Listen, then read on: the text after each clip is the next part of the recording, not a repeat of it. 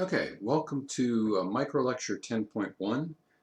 This is going to be a somewhat controversial micro lecture. I picked a controversial title for it, A New Form of Slavery, and did that intentionally to pique your interest and hopefully get you thinking and discussing some of the points that are going to be raised here.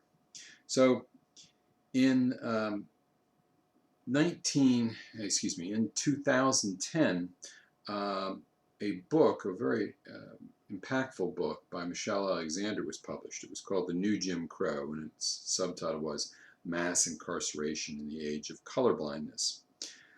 In part, this book was a little bit of reaction to what had happened 2 years earlier with the election of Barack Obama. Many people were talking, including those in academia, that we were entering a new stage in American history, that America was becoming colorblind, that we were finally getting beyond this captivity of race that we had been in.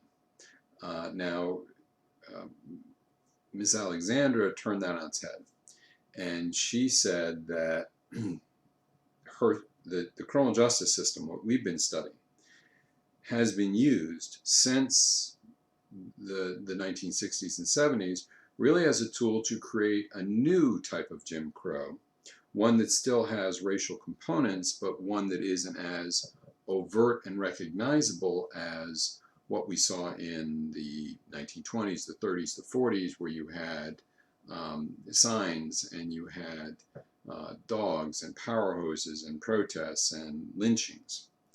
So her thesis is, by heavily criminalizing drugs and then arresting blacks in large numbers, the black community can be marginalized and, more importantly, controlled. So some statistics that I think are useful here, and she has been somewhat criticized, to be fair here, about this focus on drugs as the mechanism. I don't think it necessarily undercuts her principal thesis, but I think there can be some legitimate criticism of some part of that. However, let's look at drugs for a second, because one of the central questions to ask would be, well, at what rate do the races, if we are just going to use the kind of loaded terms white and black, at what rate do the races use drugs? Well, you can't look at arrest statistics, because one could argue that they would be biased, that you might say, well, either whites are getting off easier, or whites are being more arrested, or blacks are being more often arrested, or blacks are getting off easier. So we can look at something neutral. We can look at, somewhat horrifically, the death rates per 100,000 from drug overdose. This will tell you statistically at what rate, all things being equal, the two races are using drugs. So we do know that as of 2015, there was 21.1 per 100,000 deaths among the white population, and the black population was about half that at 12.2, which would strongly suggest, and again there can be caveats here, that whites almost at a rate of 2 to 1 use very serious drugs. We're not even talking marijuana, we're not even talking this, we're talking heroin and other drugs, fentanyls. Having said this, most of our statistical studies, even if we go down to these minor drugs, if we go to, say, marijuana, will show that rates are comparable. Year to year, sometimes there's higher rates among African Americans, sometimes there's lower rates, but they're often very close to the white rates of usage.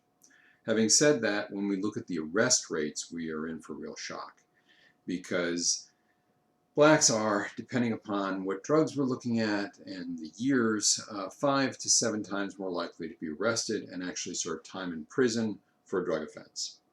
And in some cities in the United States, 75% of black males at some point will be incarcerated. In some states, this is even worse, and I'll refer you to a Human Rights Watch report there, where in some states black men are incarcerated at rates of 20 to 50 times the rate of white men. What the impact of this is and how this plays into our course is it creates a new underclass. The criminal justice system then becomes a tool to reestablish a apartheid type system. Those convicted, remember, can lose the right to vote, they can lose the right to public benefits, and will have to take whatever job is available to them at the lowest possible rate. So this has an impact for them socially. It has an impact for the larger society. Further point, and I'll close on this, although this lecture, like the others, could be an hour long. The impact is more than racial impact. It's also an educational one. One of the startling statistics that came out of this, now not her study directly, but others, was that if you looked at African Americans, blacks, who dropped out of high school in 1979, and you follow them over there, you follow them as an age cohort, approximately 15% would eventually be incarcerated. By 2009, if you looked at black men who dropped out of high school, 68% were eventually incarcerated. And here's where we get a really frightening turn to this whole story. Children of incarcerated blacks have themselves higher rates of dropping out of school. And of course, if they drop out of school, that leads to higher rates of incarceration, and we're into a self-perpetuating cycle. So these are things to think about. These are things I think in our discussion boards and others that we need to at least understand, that there is more to the criminal justice system than just the surface. And I will end it there, and the next lecture will also, I'm afraid, be a little contentious, but that's the nature of this section.